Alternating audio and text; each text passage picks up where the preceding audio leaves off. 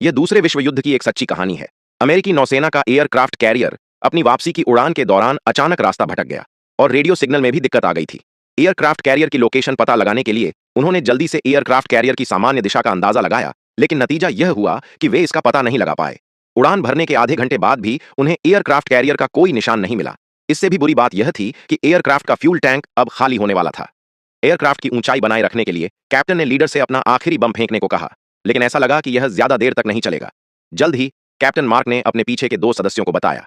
उन्होंने कहा कि फ्यूल खत्म होने से पहले उन्हें ऊंचाई कम करनी होगी। उन्हें जल्दी से कुछ जरूरी चीजें इकट्ठा करने को कहा। समुद्र में इमरजेंसी लैंडिंग के लिए तैयार रहने को कहा। इस तरह की इमरजेंसी उनके लिए पहली बार थी, इसलिए वे बहुत घबराए हुए थे, लेकिन फिर भी उन्होंने जल्दी से सब कुछ तैयार कर लिया। फिर मार्क ने एयरक्राफ्ट की ऊंचाई कम करना शुरू किया। इस तरह के ऑपरेशन के लिए मुझे लगता है कि एक ऐसे दोस्त का होना काफी है जिसने पहले उड़ान भरी हो। अगर एयरक्राफ्ट समुद्र से टकराते समय थोड़ा सा भी एंगल से भटकता है तो एयरक्राफ्ट का ढांचा पल भर में समुद्र में पलट सकता है। लेकिन किस्मत से मार्क के पास सालों का ड्राइविंग का अनुभव था। यह लैंडिंग एकदम सही थी। मामूली चोटों के अलावा मार्क और एल्ड्रिच सुरक्षित थे और एयरक्राफ्ट टूटा भी नहीं था। लेकिन फिर भी एयरक्राफ्ट जल्द ही डूब जाएगा, इसलिए उन्होंने जल्दी से ऊपर का केबिन का दरवाजा खोला।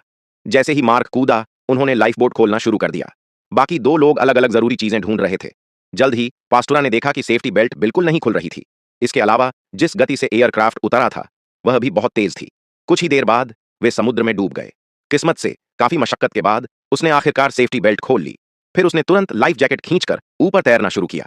पीछे के साथियों ने भी इस समय कुछ चीजें इकट्ठा की थीं। एयरक्राफ्ट के समुद्र में डूबने से कुछ सेकंड पहले ही दोनों जल्दी से बच निकले। उसके बाद उन तीनों ने आधी रात को एक दूसरे से अपना परिचय दिया।